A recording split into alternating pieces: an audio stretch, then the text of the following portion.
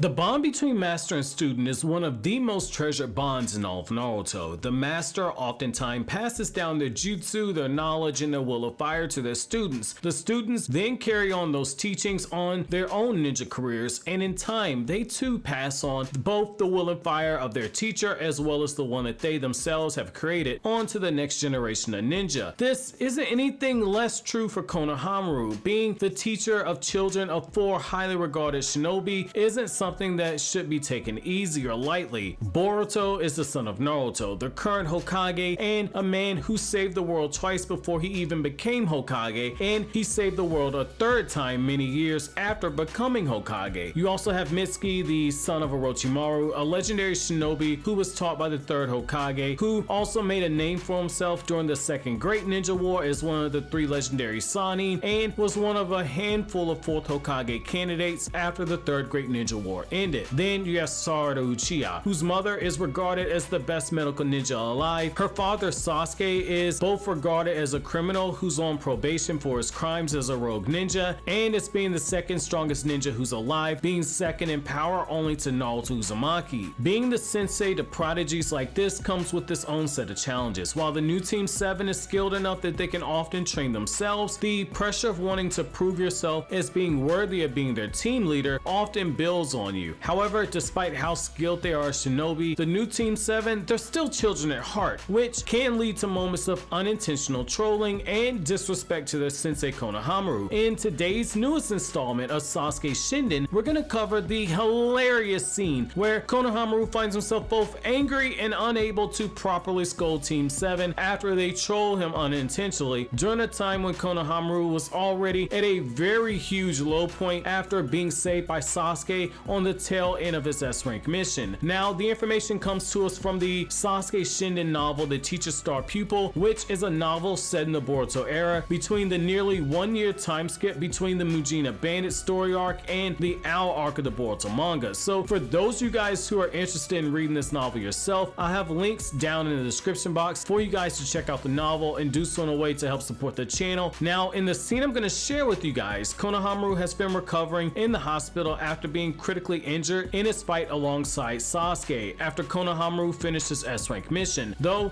Sasuke managed to take down 11 of the 12 ninja who attacked the Thunder Train, Konohamaru and Sasuke were fighting the ninja with the intention of taking them alive so that they could be questioned by Konoha, a man who Sasuke let escape due to Sasuke choosing to save a young girl whose life was in danger. The man ended up killing all the other members of his team and himself before Sasuke could do battle with them. This led to Konohamaru fighting the leader of the ninja of this group alone. Now, this is really important because in the battle that ensued, Konohamaru ended up getting his leg nearly blown off by an attack, and the man that he was pursuing ended up being killed shortly afterwards. For Konohamaru, this failure to stand alongside Sasuke during such an intense moment, and to do so in a way to where Konohamaru wouldn't be a burden and could prove himself as being worthy of the high regard that Sasuke, Naruto, and Shikamaru place upon him, this failure left Konohamaru unable to walk without assistance, and now his spirit had been utterly shattered. This brings us to Boruto and Team 7 and their unintentional trolling and disrespect of Konohamaru that resulted in Konohamaru being trolled by their innocent actions. While recovering in the hospital, Konohamaru goes from being upset that he failed to assist Sasuke in apprehending those ninja to being filled with joy at the sight of his gaining team. Seeing the flowers brought in by Sararda, hearing Boruto's loud voice and Sararda scold him, and Mitsuki being as socially awkward as ever gave him a huge sense of normalcy. However, what truly moved him was Team 7 choosing to get up at the crack of dawn to wait in line for hours to give him a special gift of his favorite food, a special rice cake that's very popular in the village filled with sweet bean jam. Truly moved by the thoughtfulness of his team, Konohamaru grabbed his cane and he hobbled out of the room to grab tea for his gaining squad, thinking that they would all sit down together and enjoy an early morning snack, drink some tea. With the scene now being set, I'm gonna dive right into the quote from the novel, and then I'll come back to you guys with my thoughts, and it's here I'm gonna begin quoting. Sararda, you're exactly right. Konohamaru nodded solemnly. They chose death with their comrades over being caught and forced to give information. Trying to take these guys alive, something like that is extremely tough, way more than just killing them. That would have been easier. Konohamaru said, it bugs me that they went out of their way to use actual bombs when they could have just used ninjutsu. Boruto remarked to Konohamaru. Konohamaru was deep in thought. if this mysterious group's objective was an indiscriminate attack on villagers, there could have been serious damage ahead if they didn't figure out some type of countermeasure soon. If there was a bombing in the new city in the middle of the day when it was thronged with people, Konohamaru shuddered at the thought. There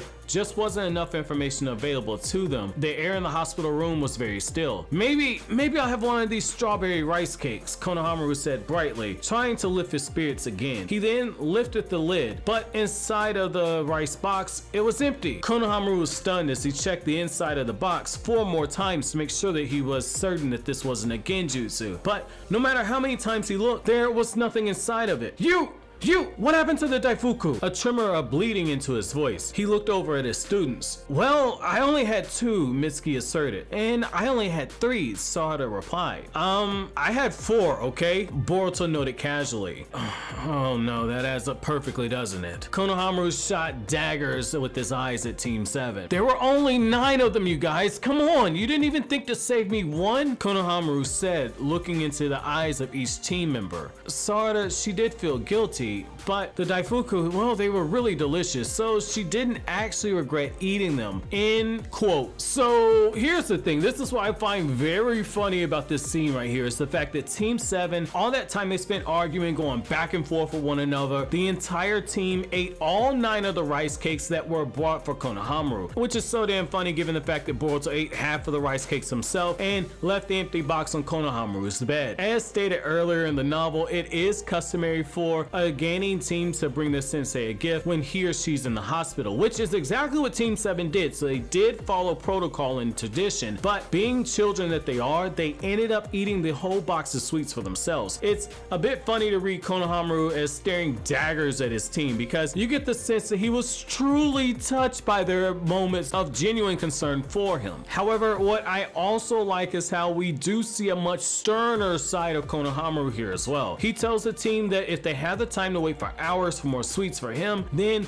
they should spend the remainder of the day training together and working on their teamwork. The reason why I like this right here is that in the prologue for the novel, Konohamaru makes it clear that he takes the development of this new Team 7 very seriously, because they have such high ceilings as ninja, and being entrusted with the development of 3 children from 3 legendary ninjas and Sakura, the lead medic in the Lane of Fire, is something that he himself did not take lightly. No one wants Team 7 to blossom more than Konohamaru, but we also see that Konohamaru feels a bit of pressure when it comes to their parents, and this is for other reasons. He's not only from Naruto's generation, being only 5 years younger than Naruto and Sasuke, but he's even regarded as being a genius by the Leaf Village's higher ups, and he's entrusted by Naruto and Shikamaru to go on S-rank missions by himself or part of a 2-man team with Mujino. But whenever he's alongside someone like Sasuke, Konohamaru immediately notices the difference in their skill and feels a bit of pressure to keep up with them, knowing that he's unable to keep up with Naruto or Sasuke. One being his former rival for Hokage, and the other one being a shinobi that he greatly admires. But when compared to the 2 of them, even his genius is nothing to their natural talent. This plays a role in wanting to develop their children into natural, capable shinobi, in my opinion, which makes Konohamaru a lot more relatable. After all, I'm pretty sure all of us can relate to being in somebody's shadow at some point in our lives. However, part of leading a team of children is also dealing with their unintentional moments of disrespect and